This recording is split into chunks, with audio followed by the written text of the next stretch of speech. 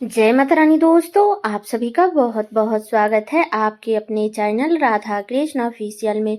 उम्मीद करती हूँ आप लोग बहुत ही अच्छे होंगे। तो ये बताने के लिए कमेंट बॉक्स में जय श्री विष्णु जरूर लिखिएगा।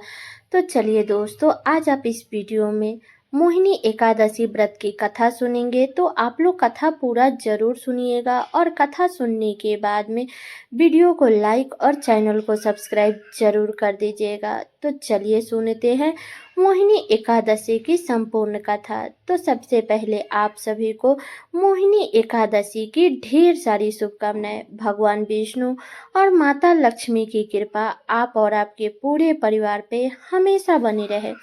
तो बता दूं दोस्तों कि बैसाख मास के शुक्ल पक्ष में मोहिनी एकादशी का व्रत रखा जाता है। इस व्रत को रखने से विष्णु भगवान प्रसन्न होते हैं और जीवन की परेशानियां दूर हो जाती है। इस बार साल 2025 में मोहिनी एकादशी का व्रत 8 मई को रखा जाएगा। दिन है गुरुवार। तो जो लोग भी इस दिन व्रत रखेंगे वो लोग इस दिन किसी भी प्रकार का ईर्ष्या द्वेष नहीं करेंगे। जितना हो सके उतना भगवान विष्णु के मंत्रों का जाप करेंगे। तो अब चलिए सुनते हैं मोहिनी एकादशी व्रत की कथा। धर्मराज युधिष्ठिर कहने लगे कि हे कृष्ण, बैसाख मास के शुक्ल पक्ष की एकादशी का क्या नाम है तथा उसकी कथा क्या है? इस व्रत की क्या विधि है? यह सब विस्तार पूर्वक बताइए। तब श्री कृष्ण कहने लगे कि हे धर्मराज, मैं आपसे एक कथा कहता हूँ जिसे महर्षि वशिष्ठ ने श्री रामचंद्र जी से कही थी। एक समय की बात है। श्री राम जी बोले कि हे गुरुदेव, कोई ऐसा व्रत बताइए जिससे समस्त पाप नष्ट और दुख का नाश हो जाए। मैंने सीता जी के वियोग में बहुत दुख भोगे हैं। तब महर्षि वशिष्ठ जी बोले कि हे राम, आपने बहुत सुंदर प्रश्न किया है। आपकी बुद्धि अत्यंत शुद्ध है तथा पवित्र है। यद्यपि आपका नाम स्मरण करने से मनुष्य पवित्र और शुद्ध हो जाता है, तो भी लोक हित में यह प्रश्न अच्छा है। बैसाख मास में जो एकादशी आती है उसका नाम मोहिनी एकादशी है।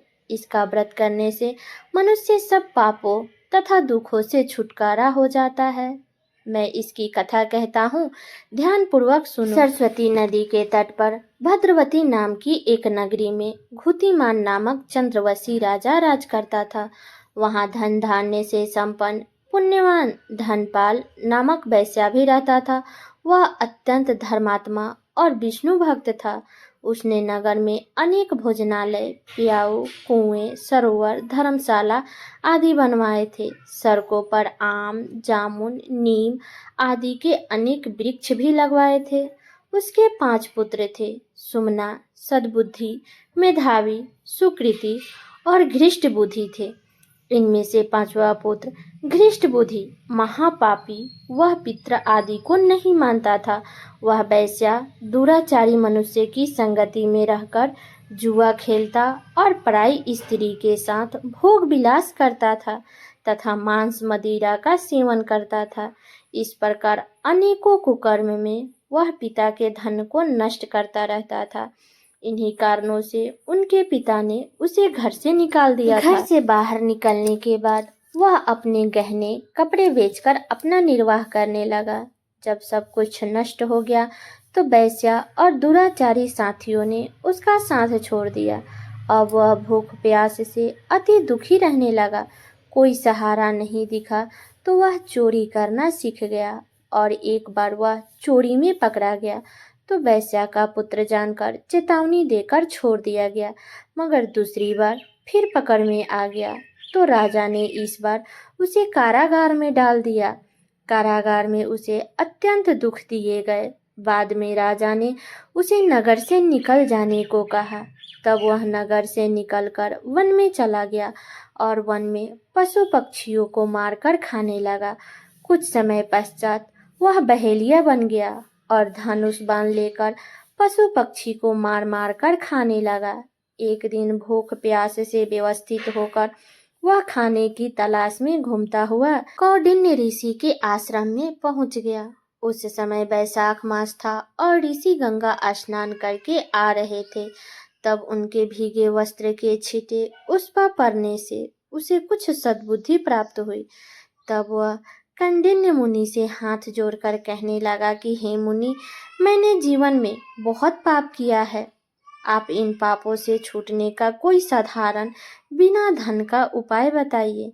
तब उसके दीन वचन सुनकर मुनि ने प्रसन्न हुआ और कहा कि तुम वैशाख मास के शुक्ल पक्ष की आने वाली मोहिनी एकादशी का व्रत करो। इस एकादशी के व्रत से तुम्हारे सभी पाप नष्ट हो जाएंगे। तब मुनि के वचन सुनकर वह अत्यंत प्रसन्न हुआ और मुनि के द्वारा बताए गए विधि के अनुसार व्रत किया।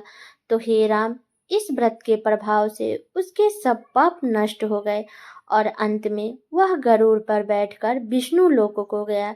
इस व्रत से मोह आदि सब नष्ट हो जाते हैं। संसार में इस व्रत से श्रेष्ठ कोई व्रत नहीं है। इसके महात्म्य को पढ़ने या सुनने से 1000 गौ दान करने का फल प्राप्त होता है। तब वशिष्ठ मुनि से सारे विधान जानकर भगवान श्री रामचंद्र जी ने भी इस व्रत को धारण किया था। जब भगवान ने धर्मराज युधिष्ठिर को मोहिनी एकादशी व्रत का महात्म्य बताया, तब धर्मराज युधिष्ठिर ने भी विधि विधान से इस व्रत को किया और नियमों का पालन किया और द्वादशी तिथि पर व्रत का पारण किया। तब धर्मराज युधिष्ठिर को भी मोहिनी एकादशी व्रत के प्रभाव से मोह माया के छुटकारा मिल गया और अंत में वैकुंठ धाम को प्राप्त हुए। तो सब लोग बोलिए श्री हरि विष्णु भगवान की जय। तो ये है मोहिनी एकादशी व्रत की कथा। तो ये कथा मेरी यहीं तक का था।